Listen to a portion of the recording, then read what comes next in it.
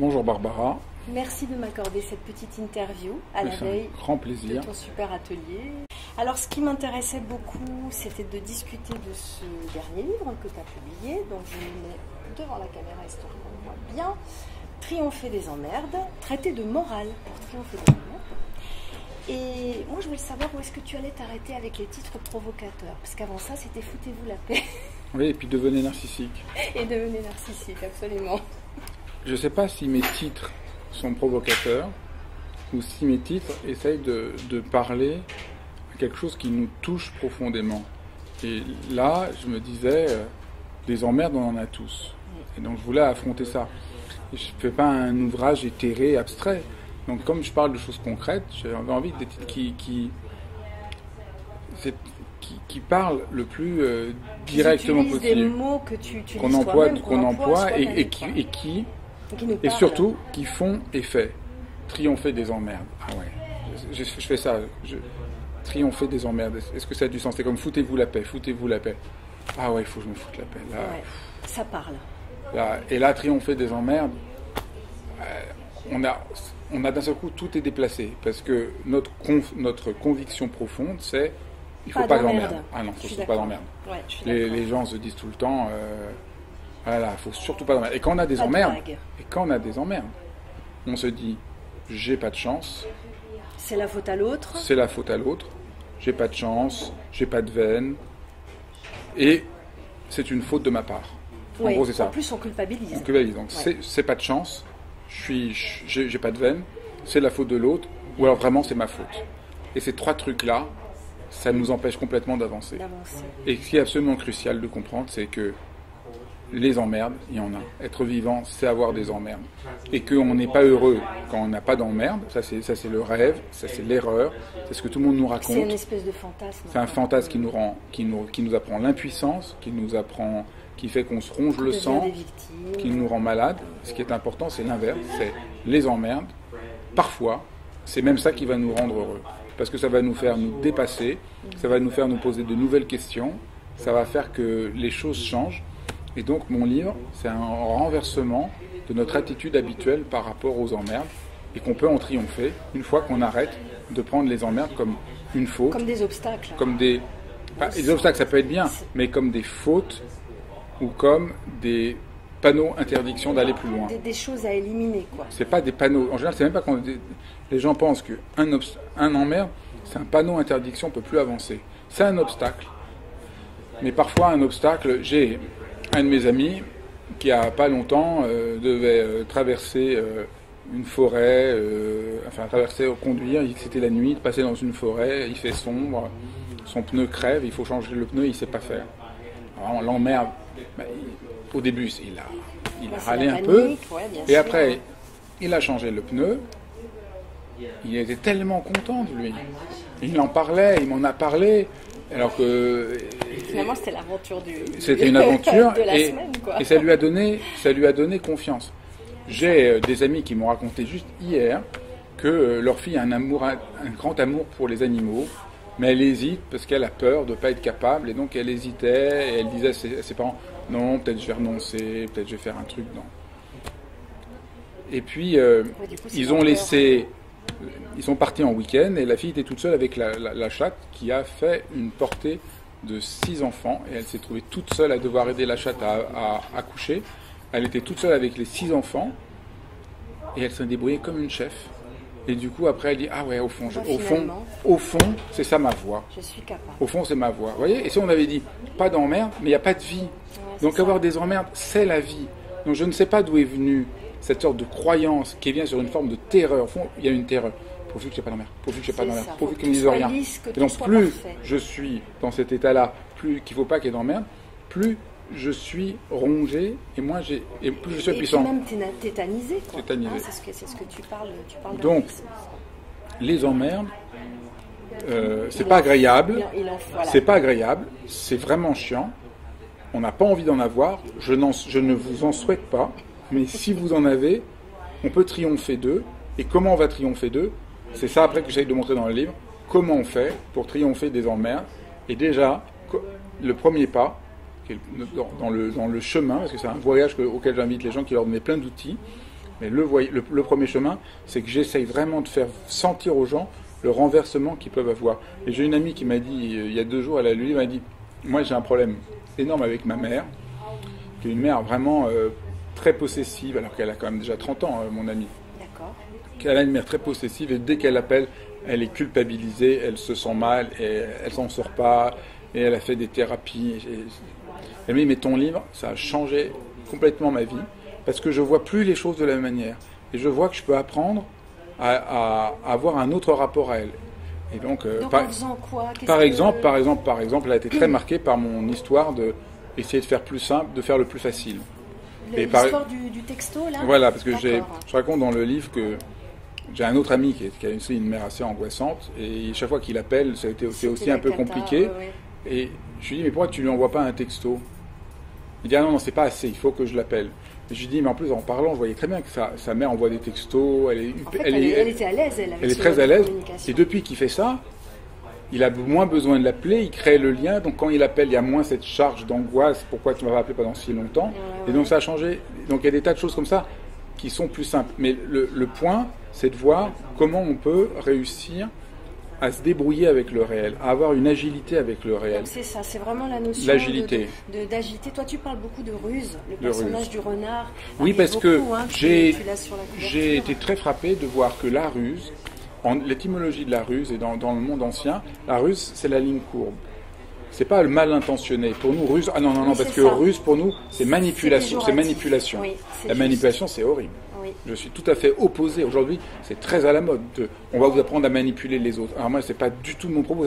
Je reste dans une perspective morale, pas de la manipulation.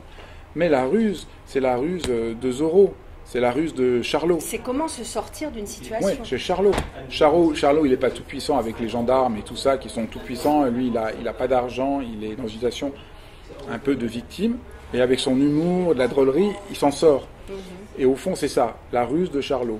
La ruse du renard, la ruse de Zorro. Parce que Zorro, ça veut dire renard en espagnol, et Zorro s'appelle Zorro à cause du renard. Rigolo. Donc il y a vraiment cette autre figure que j'essaye de penser. Et c'est quoi la ruse? C'est, vos enfants ne veulent pas manger de légumes. Vous leur faites une omelette en mettant les légumes dans l'omelette. Ils n'ont pas l'impression de manger des légumes, et ils mangent des légumes. Vous ne leur avez pas fait du mal. Vous n'essayez pas de les trahir. Vous essayez au contraire, c'est par amour pour eux. Parce que vous sentez que c'est important qu'ils mangent des légumes, et donc vous faites ça quelque chose pour les aider. Donc, oui, la ruse, c'est pas manipuler quelqu'un. C'est le contraire. La manipulation, c'est faire du mal à quelqu'un en essayant d'abuser de lui, tandis que la ruse, c'est respecter que quand je parle à quelqu'un, ce n'est pas toujours en disant la vérité de front, brutalement, sans le respecter, que je suis juste. Je suis juste aussi en faisant attention à la personne, à quand c'est le bon moment, à quelle est la bonne manière de lui parler. Et je ne peux pas dire les choses n'importe comment. Dans mon livre, je donne tout le temps des retournements qui sont comme qu'on voit là. Dans tout le livre, il y a plein de retournements.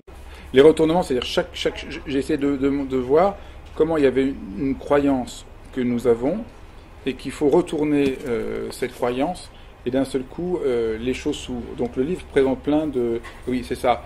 Il y en a une, c'est la logique de la domination te fait perdre tes moyens. Déjoue-la pour devenir ingénieux. Et c'est ça. La logique de la domination, c'est ça qui se passe avec Charlot, il avait quelqu'un, mais moi... dans le quotidien, voilà, moi, j'avais rendez-vous il y a quelques années avec un de mes employeurs, et je devais demander une augmentation, et c'était vraiment important, c'était légitime, mais il était un peu vicieux, et donc je perdais mes moyens dans cette logique de la domination. Et c'est pas en entrant dans la domination, c'est pas en entrant frontalement, en disant vous êtes un connard, non, c'est déjoue la logique de la domination pour devenir ingénieux. C'est une forme. Alors moi j'arrivais pas, j'ai demandé à une amie, elle m'a expliqué comment faire pour demander mon augmentation, c'était vachement simple. Alors vas-y, donne-nous ça, je pense que ça va servir à plusieurs personnes. Moi, parce que je suis un peu trop affectif, je suis quelqu'un d'hypersensible. Donc hypersensible, donc moi j'essaie d'y aller avec des arguments vrais. Donc lui dire, voilà, moi vous vous rendez compte comme je travaille très dur pour vous, quand même c'est honteux comment je suis payé, je sentais aucune chance. Elle m'a dit, fais la liste de tout ce que tu fais, et de ce que tu apportes à l'entreprise, et tout ce que tu pourrais faire de plus. Donc j'ai fait la liste, donc j'étais déjà très étonné parce qu'il ne savait pas du tout ce que je faisais. Donc très objectif, j'ai mis mes émotions de côté, j'ai parlé le langage de l'entreprise, Donc, en termes de profit, de voilà. rentabilité, de performance. J'ai montré, et ils étaient, mais il a dit, ah oui, aucun problème, aucun problème. Et j'étais multiplié, mais c'était très très important. Mon salaire a été multiplié de 40%. Ah oui, quand même. Donc c'était très très important. Et juste parce que j'ai vu cette personne qui m'a donné la règle du jeu, qui m'a appris à être ingénieux et qui m'a appris à être rusé. Ouais, et j'ai été rusé. Ouais. Et je fais exprès. Parce qu'au début, moi, j'aurais dit non, je ne peux pas faire ça, il faut que je lui dise la vérité. La vérité, c'est que je travaille très dur et que vous n'êtes pas juste et que ce n'est pas légitime. Mais son problème n'est pas un problème de me reconnaître. Lui, il n'a pas envie de me reconnaître comme être humain et de dire oui, vous êtes vraiment gentil, il n'est pas mon papa, ma maman ou mon ami. Ouais. On est dans un autre cadre. Mais dans la vie, c'est toujours pareil, il y a toujours des cadres. On comprend très bien, quand un jeune rentre dans une nouvelle entreprise, il y a une culture d'entreprise, et quand il ne la connaît pas, tout ce qu'il dit est un peu à côté. Il faut qu'il apprenne la culture d'entreprise. Les codes. Dont tu parles Eh bien, aussi, c'est ça. Si on apprend les codes, on est libre. Et on a tout le temps l'impression que les codes, ça nous empêche d'être libre. Et ça, c'est l'inverse. Plus je connais les codes, plus je suis libre. Quand je ne connais pas les codes, je suis perdu. Le renard, c'est celui qui accepte de comprendre les codes. Je raconte cette histoire de La Fontaine. Il y a le roi des animaux, le lion, est malade. Il demande à tous les animaux de venir le voir. Et le renard remarque que les animaux arrivent dans la tanière du lion. Le lion les bouffe. Non, excusez-moi. Le renard voit que tous les animaux arrivent voir le lion et ne ressortent pas. Donc il en conclut, le lion, comme il est malade et qu'il ne peut pas sortir chasser, il fait venir les animaux pour les manger. Donc lui, il ne va pas voir le lion. C'est ça la ruse. C'est cette sorte d'intelligence. Observateur, curieux. Et donc, ça c'est le grand retournement de mon livre. C'est au lieu de centrer sur soi-même, et si on regardait le réel. Et donc mon idée, c'est qu'il y a une thérapie par la morale qui peut vous aider, qui est, au lieu de tout le temps vous regarder vous-même, de tout le temps être centré sur ce que vous sentez, et si vous regardiez le réel. C'est ça qui m'est arrivé dans mon augmentation. Je sentais bien tout ce que je vivais, mais je ne regardais plus la situation. Et je ne comprenais pas ce qui se passait. Donc, et des fois, on nous a beaucoup dit, le développement a beaucoup dit, il faut apprendre à s'écouter, il faut apprendre à s'écouter, il faut apprendre à s'écouter. Très bien. Mais il y a un moment, il ne faut pas s'écouter, il faut regarder le réel. Ça, c'est vraiment un des renversements que je trouve important. Ouais. Et j'ai mis longtemps à comprendre ça. Et voilà, il y a un des retournements, c'est ne te contente pas d'être gentil, sois éthique. Ça veut dire quoi?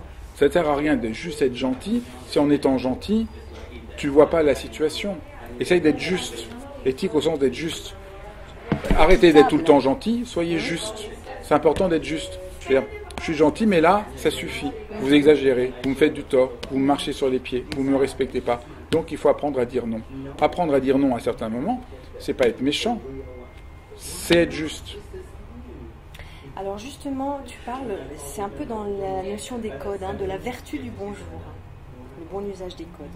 Dire bonjour, c'est reconnaître que l'autre existe. Alors ça m'a un peu frappé parce que c'est vrai que c'est un exemple banal. Très banal. Moi j'aime beaucoup des choses très banales. Voilà, tu parles, mais c'est vrai que combien de fois on est confronté effectivement à des chefs, à des collègues qui ne nous disent même plus bonjour en nous croisant. Et c'est horrible. C'est horrible. C'est une telle souffrance. C'est incroyable. Alors ils sont sur leur écran, ou ils sont au téléphone, ou peu importe. Et puis surtout, moi j'ai remarqué que souvent les gens ne disent pas bonjour à les gens qui leur sont inférieurs hiérarchiquement, ou égal hiérarchiquement. Et donc là, il y a vraiment quelque chose c'est terriblement oppressant pour le... Donc on sent qu'on est instrumentalisé, qu'on n'existe plus comme être humain, et c'est une telle douleur. Et donc j'essaie de montrer ça, que dire bonjour, c'est pas... Et puis... Mais surtout, tu dis qu'on n'a pas toujours envie. Oui, c'est ça qui m'a... C'est ça le truc. Moi, du coup, j'essaie vraiment de faire attention. Je dis bonjour à tous mes collègues au bureau. Mais il y a des jours, j'ai pas envie de leur dire bonjour. Oui. Je leur dis bonjour quand même. Est-ce que ça veut dire que je suis un hypocrite? Voilà, et moi j'ai beaucoup aimé ce passage. Eh ben non, je ne suis pas hypocrite en faisant ça. Je suis respectueux des autres. Ouais. Je crée la relation. Voilà, et je me suis dit, attention, voilà, là j'ai... Indépendamment de ton propre ressenti. Donc là, je me dis, il y a un point qui est central. C'est, on a l'impression qu'il faut tout le temps être authentique. Mais en étant tout le temps authentique, on se coupe complètement de ce que c'est les règles. Les règles, les codes, le respect de l'autre, cette intelligence des situations. Et en voulant être soi-disant authentique, on fait du mal aux autres. On s'enferme et on ne peut plus triompher des emmerdes. Et pourtant, tu vois, on dit aux enfants, il faut dire bonjour, il faut dire merci. C'est parce que là, on a raison. On leur apprend on leur apprend à devenir des êtres sociaux, voilà, c'est ça. Des êtres politiques. Et quand on devient adulte, on l'oublie. Enfin, et quand on est adulte, on est enfermé par cette idée qu'il faudrait tout le temps être authentique Mais être authentique tout le temps, ça devient une posture. Être vraiment authentique, ça ne veut pas dire qu'on n'a pas de code, ça veut dire qu'on est sincère. Moi, je me méfie de cette sorte d'authenticité. Comme je dis aussi dans un des retournements, sois sympa, dis la vérité, mais pas n'importe comment. Il y a un art, tu dis. Il y a un art de dire la vérité. Mais oui, c'est important de dire la vérité à quelqu'un. Si quelqu'un parce que ça peut le faire grandir. Hein. Bien sûr, moi j'avais un ami qui avait fait une exposition de peinture. Et c'était une amie... Alors ça, c'est quelque chose de délicat, ça, donner son avis sur l'art de quelqu'un. Il faisait venir une cousine qui était très proche, qui était importante pour lui, qui travaillait dans le milieu de l'art. Et donc, elle vient voir son exposition, il dit alors... Elle s'assoit, elle dit... Ça l'a déchiré. Elle aurait pu dire quelque chose comme « Je suis tellement content pour toi que tu as fait cette exposition. Voilà. » Elle pouvait dire « C'est pas forcément ce que je préfère moi dans l'art aujourd'hui, mais je suis content d'être venu te voir. » Enfin, il y a plein de manières. Mais donc, sous prétexte qu'il faut dire la vérité, on peut être extraordinairement violent, brutal, cruel. Donc, bien sûr, soyez sympa, dites la vérité, mais pas n'importe comment. Il y a un respect de l'autre. C'est ça ce que j'appelle morale. C'est pas la morale ringarde, passéiste. Il faut... Mais c'est cette manière d'avoir bon cœur, d'être vivant. D'être dans la compassion aussi. Oui. C'est une forme de compassion. Oui, ou de bon cœur. Moi, j'aime bien les mots simples. Ouais. D'avoir un peu bon cœur. On a tous il y a beaucoup de gens qui ont un peu de bon cœur. On a beaucoup caricaturé ça. C'est important d'avoir bon cœur. Il y a aussi une vertu thérapeutique d'avoir bon cœur. Oui, puis on se fait du bien à soi-même. Alors, est-ce que tu peux un peu nous parler de cette voix de l'escargot et celle du chien? Ça m'a beaucoup fait rire. Tu as tout un bestiaire dans ce bouquin. Oui. Le loup, le renard, l'escargot, le chien. Et donc, tu prônes la diversité. Oui, je me suis beaucoup amusé à ça. Je me suis dit, parce que tout le monde vous décrit, vous lisez des livres de comment on doit agir, alors on va vous dire, il faut que tu fasses comme ça. Voilà, un autre livre va vous dire, il faut que vous fassiez comme ça. Mais moi, je me suis rendu compte, ça dépend qui, ça dépend quand, ça dépend du moment. Il y a des moments, il faut être comme un chien. C'est-à-dire, on a sa proie, on ne la lâche pas, jamais. Donc, ils disent, il faut lâcher prise. Ah non, moi, je ne suis pas pour lâcher prise. Il y a des moments, il ne faut surtout pas lâcher prise. Il y a des moments là, il y a tous les obstacles qui viennent, on vous dit arrête, ils disent non, je veux continuer. Là, je ne lâche pas. J'ai envie d'écrire ce livre, j'ai envie de rencontrer cette personne, j'ai envie de faire ce voyage, j'ai des obstacles, je continue, j'avance. C'est vraiment crucial pour moi, je ne lâche pas. Et il y a des moments, il faut lâcher complètement. Il y a des moments, il faut être comme l'escargot. Il rentre dans sa coquille. Et les gens disent, ah non, il ne faut pas rentrer dans sa coquille. Il y a des moments, les gens sont en train de vous rendre la vie pas possible. Et c'est juste un moment, c'est bien, vous rentrez chez vous, vous fermez la porte, et puis tant pis pour les autres, vous êtes tranquille chez vous. Donc, je raconte plein d'autres animaux, parce que j'essaie de montrer l'importance de voir qu'en fait, on a beaucoup plus de manières de faire qu'on ne le croit. Il n'y a aucune raison de s'enfermer dans une seule modalité. On est vraiment dans une seule modalité, du coup, on est moins agile. Et mon livre, c'est vraiment... Mon livre, c'est... Vous avez tellement plus de possibilités en vous que vous ne le croyez. Mais pour le savoir, il faut que vous arrêtiez de vouloir contrôler la situation et d'avoir peur du réel. C'est ça. Parce que tant que je veux... Ma grand-mère, j'adorais ma grand-mère, j'allais manger chez elle assez souvent. Elle faisait toujours mon gâteau préféré, donc j'étais très très content. Et une fois, je vois en débarrassant, je me rends compte que son four est cassé. La porte était retirée du four. Je lui dis, mais comment tu as fait pour faire le gâteau? J'avais tout préparé la veille, la pâte et tout, ça fallait qu'elle repose. Et puis ce matin, la porte s'est cassée. Mais je lui dis, mais comment tu as fait? Et je me suis fait toute bête, j'ai réfléchi, j'étais chez le boulanger, j'ai demandé s'il voulait bien faire cuire mon gâteau. Et elle a trouvé une autre façon de s'y prendre. Ma grand-mère était quelqu'un de très... débrouillarde? Respectueux, non, pas du tout. Très respectueux des autres, voulant surtout pas déranger. D'accord. C'était une dame assez âgée, elle ne voulait surtout pas déranger. Difficile pour elle. Jamais j'aurais pensé qu'elle aurait fait ça. Ah ouais. Mais dans la situation, il n'y avait plus aucun problème. Elle était tellement portée par le fait qu'elle avait fait le gâteau. Elle voulait te faire plaisir. Elle voulait me faire plaisir. Et c'est ça qui l'a porté. C'est ça qui l'a porté. Ouais. Mais ce que je veux surtout souligner, c'est donc c'est par amour qu'elle a triomphé désormais. Ouais. Et ça, c'est une bonne manière de faire. Parce que tu en parles aussi de ça.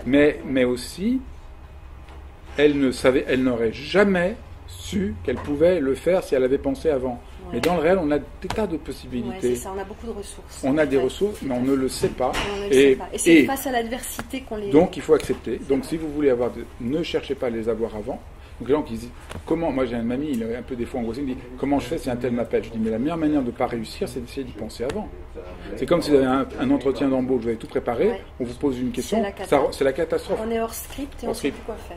il faut se préparer, mais pas en essayant de tout contrôler, en essayant de développer de l'agilité, en étant prêt à pouvoir répondre à l'inattendu, mais surtout pas en essayant de prévoir toutes les questions. Parce que si vous prévoyez toutes les questions, ça ne marche pas. Donc il y a une préparation, bien sûr. Il ne s'agit pas du tout d'être soi-disant naturel. Il s'agit d'être préparé, de comprendre les règles, mais d'être agile. Et donc les deux obstacles, c'est j'ai préparé toutes les questions ou je viens naturellement. Moi, la première fois que je suis passé à la télévision, j'ai demandé comment on fait, et tout le monde m'a dit « Oh, c'est simple, sois toi-même. » Donc j'arrive, j'essaye moi-même. Et ça veut dire quoi être Eh bien, je bégayais, j'arrivais pas à parler, je savais pas quoi dire. Et après, quelqu'un me dit « Mais non. » Après, la première fois, quelqu'un me dit « Mais non, ça veut rien dire, être authentique. Quel authentique? Celui qui prend sa douche, celui qui est dans son lit? » Oui, parce qu'en plus, il y a plusieurs Fabrice Midal. Ben oui, donc il m'a dit non. Et il m'a appris comment on fait pour parler à la télévision. Il y a des règles. Il y a des codes. Il y a des codes, il y a des règles, 2-3 trucs. Une fois qu'on les sait, c'est comme les gens qui parlent en public. Savoir par exemple que si on est un peu inquiet, on pose bien ses pieds sur le sol pour s'ancrer. C'est déjà un peu plus facile. Ou on respire. On respire. Mais il y a des trucs tout bêtes. Oui, tout à fait. Et d'un seul coup...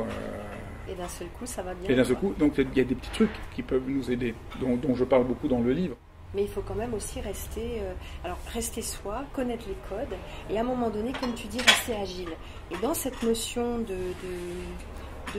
discernement, tu parles beaucoup de discernement, il y a aussi la petite symbolique de la faucille, que moi j'ai bien aimé cette histoire. Oui, si on veut la faucille, si elle veut couper le blé, et qu'elle y va, elle arrive tout et tu racontes que toi, tu as essayé de couper le blé, mais ça ne marche pas. Réussi, ouais. Ça ne marche pas. Parce que c'était pas au bon moment. Mais si on le fait à l'automne, ça passe tout seul. Ça passe tout seul. Et donc il y a le bon moment. Voilà. Mais nous, on pense, j'y arrive pas. Ouais. On considère que c'est de la triche de considérer le bon moment. Parce qu'on est dans l'idée, tout doit être de moi. Donc on pense que si on fait un truc facile, comme envoyer un texto plutôt qu'écrire une lettre parce qu'on a du mal, ça va pas. On croit que le plus difficile, c'est le mieux. Alors c'est ce que tu as dit. Moi, c'était ça, c'est pour ça. Moi, quand quelqu'un m'avait dit un jour, je lui dis tout le temps, méditer, c'est se foutre la paix, on se trompe sur la méditation, on en fait un truc trop compliqué. Mais pourquoi d'écrire pas un livre sur foutez-vous à paix? Mais non, ça va être trop simple. C'est ce que je dis tout le temps, je vais pas faire un livre sur un truc simple. Je dis, mais pourquoi? Et oui, là, au début, on pense que, et c'était le livre qui a eu le plus d'impact, et c'était un livre vraiment important, ça m'a permis de dire l'essentiel. Ouais. Mais au début, je dis, ah non, c'est trop simple.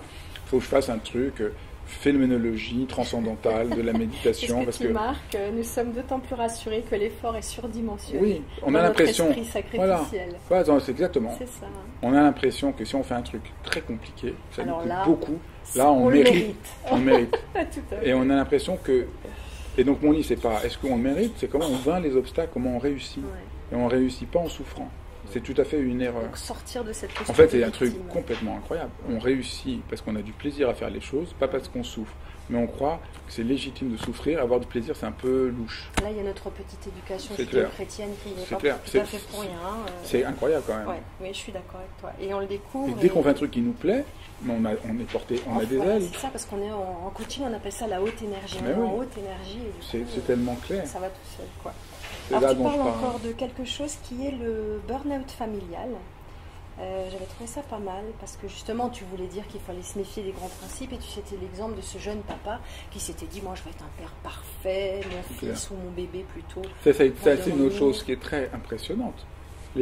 Comme on doit être tout de suite hyper performant. Moi j'ai un ami qui vient d'avoir qui est jeune, qui a 27 ans, il vient d'avoir un bébé. Et il panique. Mais je lui dis, mais il y a un truc qu'il faut absolument que tu comprennes, c'est que tu n'es pas père. Tu vas devenir père avec ton bébé.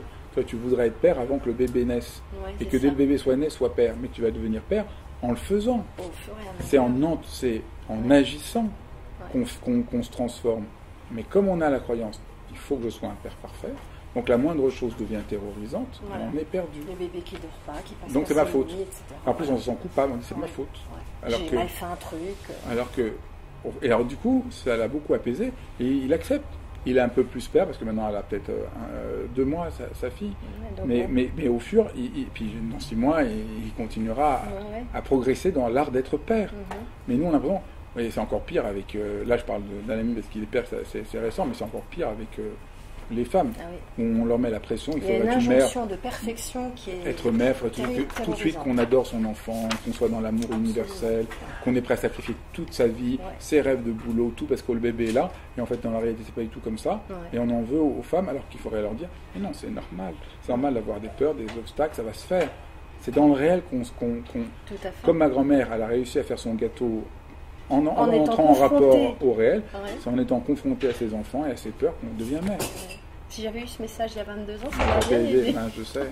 C'est pour ça que je le donne à tout le monde. J'espère que vous serez nombreuses, les mères de famille, les futures mères qui vont m'entendre et qui vont pouvoir se foutre la paix un peu. Je crois que c'est vraiment un message important et dans notre société, on est vraiment, surtout les femmes, c'est vrai, soumises à tellement d'injonctions. Si c'était que la maternité, ça irait. Tout le monde est soumis à des injonctions. Et donc, les emmerdes, c'est horrible. Alors que l'emmerde, on peut en triompher. Il suffit de changer de paradigme. C'est tellement... l'état d'esprit, de façon dont on voit les choses. On peut faire les choses, on peut changer les choses. C'est la vie. Il y a un peu de bruit autour de nous, mais c'est bien. on vit avec. Alors moi, il y a autre chose qui m'a fait rigoler, c'est va chez le coiffeur. Tu veux un peu nous en parler? Oui. Va chez le coiffeur. C'était drôle comme tout. Si vous voulez triompher des emmerdes, un bon conseil, allez chez le coiffeur. Parce que notre temps a tendance à c'est très paradoxal. On a tendance à dénigrer la politesse en trouvant que c'est ringard, c'est passif, c'est petit bourgeois, alors que la politesse, elle nous permet de triompher des emmerdes, parce que ça nous permet de créer des relations, d'éviter l'affrontement. Moi, il y a un type dans mon boulot qui est vraiment très dur, mais comme je dis bonjour depuis longtemps, on a créé un motus vivendi, on évite l'affrontement. Et ça se passe bien. Et ça se passe mieux que ça se passerait sinon. Voilà. Et une autre chose aussi, c'est qu'on a l'impression que c'est futile d'aller chez le coiffeur, c'est futile de penser à la manière dont on s'habille, c'est futile de prendre soin de soi, c'est futile de s'occuper de la nourriture. Non, mais juste, c'est pas vrai. C'est dans des petites choses concrètes qu'on peut se transformer. Et donc, j'essaie de montrer que les futilités, c'est vraiment, sont vraiment importantes. Ça peut vraiment nous aider à triompher des emmerdes. Qu'on a tort d'avoir dénigré les aspects concrets. Et alors moi, je suis philosophe et je suis très marqué par le philosophe Nietzsche, qui à la fin de sa vie, dans un de ses derniers livres, s'appelle Ecce Homo, il parle beaucoup de ça. Il dit, et peut-être qu'on pourrait expliquer toute la pensée par le régime alimentaire des philosophes. C'est pas juste une blague. Ce qu'il veut montrer, c'est qu'on parle tellement en haut, là, un peu perdu dans le... Au niveau du cerveau. Au niveau du cerveau, d'abstraction, qu'on manque complètement du bon sens. C'est sûr que si je mange une nourriture très lourde, je ne pense pas de la même manière. Que si je prends soin de mon corps, je suis agile, je ne pense pas de la même manière. Et donc, aller chez le coiffeur, ça peut faire que je me sente bien. Ou mettre un certain habit peut faire que je me sente bien. Qu'avant d'aller à un entretien d'embauche, peut-être réfléchir, mais comment je vais m'habiller? Qu'est-ce que je veux dire de moi? Et du coup, ça va déterminer ton état d'esprit. Oui, ça change ton état d'esprit. Tu parles de posture, tu dis que aidons notre corps à nous aider, ça va nous permettre de trouver, en retrouvant la place de son corps, on va retrouver sa place dans la vie. Oui, en retrouvant la place de son corps, on trouve la place dans la vie. Et aujourd'hui, on a tendance à penser, ça compte pas, c'est artificiel. La seule chose qui compte, c'est mon état d'esprit. On vit dans un rêve, c'est pas du tout concret. Donc j'essaie mon livre est beaucoup, vous vivez, de dire souvent, on vit dans un rêve qui nous rend impuissants et malheureux. Si on enlève le rêve, on rentre dans le réel, vous allez voir, c'est passionnant. Et tout le monde nous dit, attention, le réel c'est horrible, il faut mieux qu'on rêve. Non, le réel, vous allez voir, c'est passionnant quand on entre en rapport. C'est pas tout de suite toujours facile, mais c'est ça qui va vous faire gagner. Qu'est-ce qui fait qu'on est heureux avec ses enfants? C'est le réel, de les voir pour de bon. C'est pas de les rêver autrement qu'ils sont. On les rencontre comme ils sont. C'est pas forcément ce qu'on aurait pensé, mais c'est ça qui fait du bien. Le réel, il n'y a rien de plus fond, c'est ça qui est bon, de se goûter la vie telle qu'elle est. C'est ça qui va nous nourrir, ça qui va nous donner de la force. Et surtout, comme tu le disais, c'est de dépasser les obstacles. Moi, c'est ce qui, en tant que maman, m'a le plus nourrie. Ce n'est pas d'avoir vu mes enfants réaliser mes projections, les projections que je faisais sur eux, mais bien les voir, eux, s'épanouir dans leur vérité et se dire, purée, j'ai jamais pensé à ça, mais c'est juste, c'est tellement juste. Et ça fait plaisir en fait. Donc si on n'avait pas eu cette friction, cette désobéissance par moment de cet enfant qui fait tout à fait autre chose que ce qu'on veut qu'il fasse ou qu'elle fasse, eh bien on n'en serait pas là. On n'aurait pas cette satisfaction de se dire, bah tu vois, on a quand même réussi à les amener à faire ces choix-là. Alors je parle de la parentalité, ça C'est pareil s'applique à partout, d'autres choses, bien sûr. Donc je suis tout à fait sur cette ligne-là. Et c'est vrai que, alors tu parles de révolte aussi, hein, et tu dis que la révolte, ça c'est un autre point. J'en ai ras-le-bol du bien-être. J'en ai ras-le-bol de toute cette mode du bien-être, soyez zen, détendez-vous, rentrez dans votre petite bulle. J'ai un peu la nausée Alors, surtout moi, qui consacre ma vie à la méditation, qui ai fondé l'école occidentale de méditation, qui enseigne la méditation, et qui voit comment la méditation, et qui travaille dans les hôpitaux, qui est formé des psychiatres, des thérapeutes. Je vois comment la méditation aide les gens, et je vois l'incroyable imposture de tous ces gens qui parlent de méditation en vous disant ça va vous calmer, ça va vous rendre zen. C'est juste insensé. Si quelqu'un vit un deuil, que vous lui dites... Non, je vais prendre un autre exemple, parce que il y a quelque temps, j'étais présenté mon livre dans une librairie. Le libraire me dit quand même, vous êtes un peu dur sur le bien-être. Pourquoi vous critiquez à ce point-là, être zen, soyez. Je lui dis, est-ce que je peux vous poser une question, vous répondez ou pas. Est-ce que vous traversez, il y a quelque chose de difficile dans votre vie. Est-ce que vous êtes prêt qu'on en parle? Il me dit oui, je peux vous dire, un de mes grands chagrins, c'est que je ne peux pas avoir un deuxième enfant. Je lui dis, je comprends.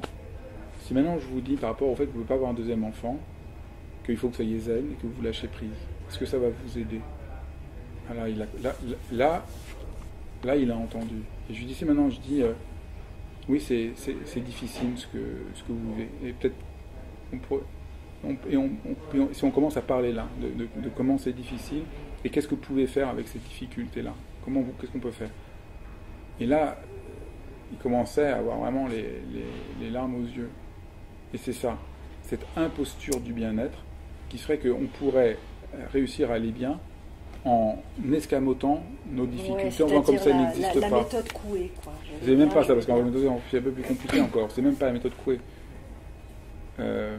C'est vraiment escamoter le réel. C'est même pas croire que ça va aller bien. C'est juste, je dois être zen, comme une injonction. Ça ne marche pas. C'est l'injonction. Je ne dois pas être triste. Je ne dois. Mais moi, je vous le dis. Si jamais vous n'êtes jamais triste, vous n'êtes jamais en colère, vous n'êtes jamais malheureux, si votre meilleur ami vous raconte qu'il a gagné le tour du monde et qu'il part pas dans 1 an et que vous n'avez pas une petite once de jalousie, c'est que vous êtes mort. C'est que vous êtes mort. C'est que vous êtes mort, vous êtes un psychopathe. Un être humain, il sent ça.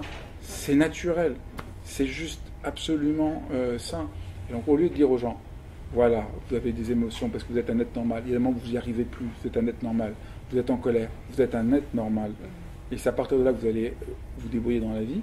On dit aux gens, non, vous devez être zen, vous devez être calme, vous devez être serein, vous êtes dans le détachement. C'est juste, en réalité, ça a l'air gentil, mais en réalité, c'est absurde, c'est culpabilisateur. Oui, c'est la fameuse apicratie, là, l'espèce d'injonction, oui, le bonheur. Absolument. À tout prix, quoi. Oui. Et le bonheur, s'il est confondu avec un état de bien-être dans une bulle, ce n'est pas le bonheur. Le bonheur, c'est d'être en vie, et d'être en mouvement, de faire des choses. Parce qu'au fond, si on va jusqu'au bout, si vous voulez être zen, heureux, sans heurts, n'avoir aucune difficulté, n'avoir aucun problème, il ne faut pas avoir d'enfant. Déjà, pour commencer. Parce que quand on a un enfant, les tracas, les peurs, les angoisses, on est parti pour la vie. C'est ça qui rend heureux. Et tout le monde sent au fond, c'est ça qui rend heureux. Oui. On pourrait rapporter ça aussi à la relation. La relation de couple. Si vous voulez être heureux, il ne faut pas avoir de relation de couple. Il ne faut pas travailler, il ne faut pas sortir de chez soi. Et donc, c'est ça que j'essaie de montrer. Donc, je suis tellement aujourd'hui furieux contre cette mode, ce discours du bien-être. Et je promeux une autre forme de méditation que j'appelle la méditation de pleine présence. Il ne s'agit pas d'être présent, non pas en entrant dans sa bulle, mais en étant davantage ouvert. Et pour moi, la méditation, ça m'a appris à être plus courageux, à avoir moins peur, à être plus ouvert aux autres, à être en relation, à triompher des emmerdes, à être plus tendre, à être plus sincère, à toucher la vérité en moi. Ça ne m'a pas rendu zen en toute situation. Je ne suis pas zen, il m'arrive encore d'être déçu, triste, en colère, malheureux, et j'en suis très content. Et donc, et même plus avant, je pense même qu'être un être humain, c'est être révolté, au sens où vraiment ça c'est quelque chose que je dois à Camus, qui a de très belles phrases en disant tant que l'être humain vit sur Terre, si c'est un vrai être humain, parce que nous ne vivons pas dans un monde parfait, il est naturel d'être révolté. La révolte n'est pas qu'un passage, elle est notre condition humaine. Parce qu'il y a de l'injustice, parce qu'il y a des gens qui sont maltraités. Et donc c'est légitime d'être révolté. Et c'est une révolte saine qui incite à l'action. Parce qu'il y a une révolte qui est malsaine, qui est fondée sur la haine, je veux détruire l'autre. Mais il y a aussi une haine qui est entièrement mue par l'amour. Je suis révolté de voir quelqu'un souffrir, et ben ça va me donner envie de l'aider. Je suis révolté de ça, et ça me donne de l'allant. Et c'est ça dont je parle. Donc moi, j'essaye de méditer. Je peux donner une autre anecdote. Dans mon boulot, je travaille avec quelqu'un avec qui on travaille depuis longtemps, et il a dû quitter pour évoluer, il a quitté la société et quelqu'un d'autre est venu. Et bien je disais pendant quelques temps, grâce à la méditation, je suis angoissé et je suis triste. Parce que grâce à la méditation, oui, grâce à la méditation, je suis triste que cet assistant, collaborateur, ce collègue travaille. Ça me rend triste parce que ça fait des années que je travaille avec lui et je suis angoissé parce que je sais pas si la relation est tellement importante dans mon boulot, je sais pas si ça va bien se passer avec la personne nouvelle. Et je suis heureux parce qu'en étant triste, c'était une manière c'est normal que je sois triste, de prendre le temps d'être triste. Alors maintenant c'est un peu passé parce que c'était il y a quelques mois, mais en reconnaissant ma tristesse, et ma tristesse, elle honorait la relation. Ouais, je ne suis pas un robot, je suis triste de ne plus travailler avec quelqu'un avec qui je passais toute la journée pendant des années. Et donc grâce à la maison, je sentais, je sentais de la tristesse. Et cette tristesse, elle n'était pas sombre. Nous, on a aussi cette idée complètement malheureuse, triste, cette idée fausse, que toutes les émotions positives sont positives, les émotions négatives sont négatives. Ça n'a aucun sens. Ouais. Il y a des moments, c'est bien d'être triste, il y a des moments, c'est bien d'être en colère, il y a des moments, ça ne sert à rien d'être joyeux.